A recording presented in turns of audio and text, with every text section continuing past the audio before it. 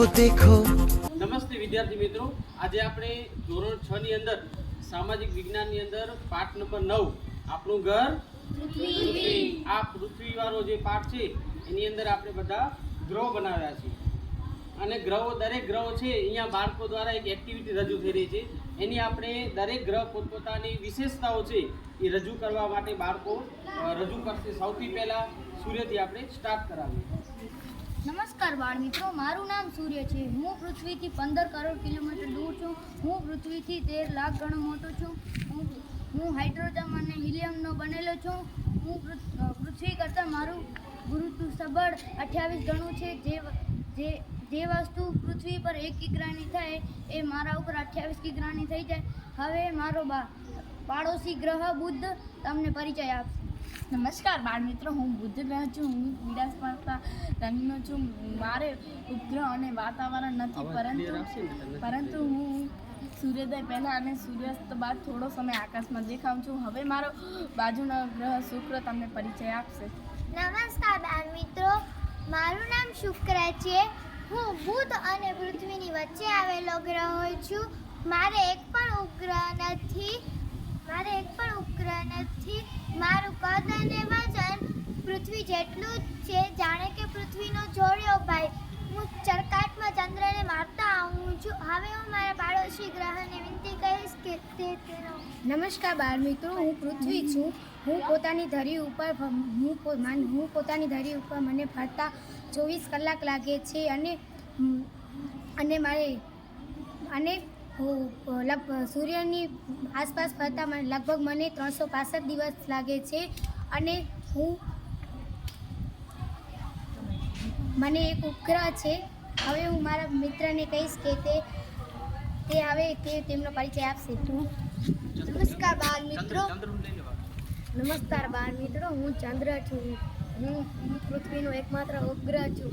મને પોતાની ધરી ઉપર ફરતા અને પૃથ્વીનું એક ચક્કર ફરતા 27 દિવસ લાગે છે. મારા ઉપર વાતાવરણ નથી.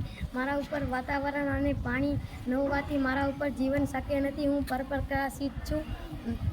મને સૂર્ય પ્રકાશિત કરે છે. હવે હું વિનંતી કરીશ મારા પાડોશી ગ્રહને તમને પરિચય આપશે. નમસ્કાર બાળ મિત્રો, હું મંગળ છું. હું પૃથ્વી અને ગુરુના વચમાં આવેલો ગ્રહ છું. મારું રંગ લાલ છે. મારા ઉપર આછું વાતાવરણ છે. મારા ઉપર પૃથ્વી કરતાં વધુ ઠંડી અને વધુ ગરમી છે.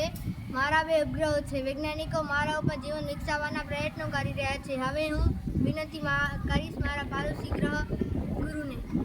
નમસ્કાર બાળ મિત્રો, હું ગુરુ ગ્રહ છું. હું પીળા પડતો ગ્રહ છું. હું પરિવારનો સૌથી મોટો ગ્રહ છું. મને 79 ઉપગ્રહો છે. મને ભીમકાર નામથી પણ ઓળખાય છે. હું શનિ અને મંગળના વચ્ચે આવેલું ગ્રહ છું. હવે મારા પાડોશી શનિને પરિચય આપવાનું કરું. નમસ્કાર બાળ મિત્રો, હું શનિ ગ્રહ છું. ગુરુ અને યુરેનસની વચ્ચે આવેલું છું. હું ગુરુ પછીનો મોટો ગ્રહ છું. મારા 62 કરતાં વધારે ઉપગ્રહ છે.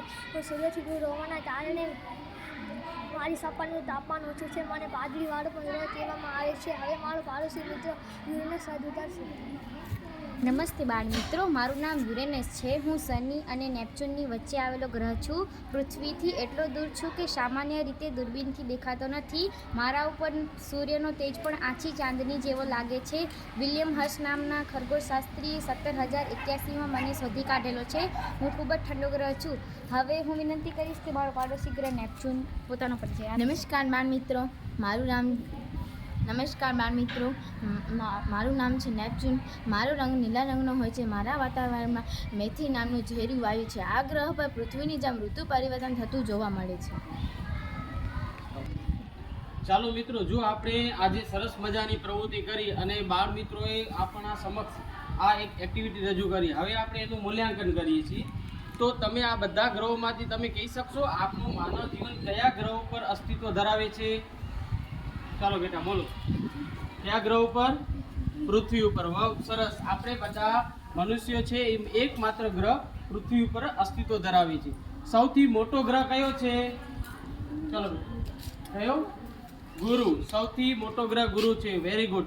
આ બધા જ ગ્રહો ને સૂર્યપ્રકાશ કોણ આપે છે? ચમકતો કોણ કરે છે? આંગળી ઊંચી કરવાની છે. સૂર્ય. વેરી ગુડ, ખૂબ સરસ. આ બધા જ ગ્રહોમાંથી આપણને મંગળ ગ્રહ છે એ કેવા રંગનો ગ્રહ છે? મંગળ ગ્રહ લાલ રંગનો ગ્રહ છે. બહુ સરસ.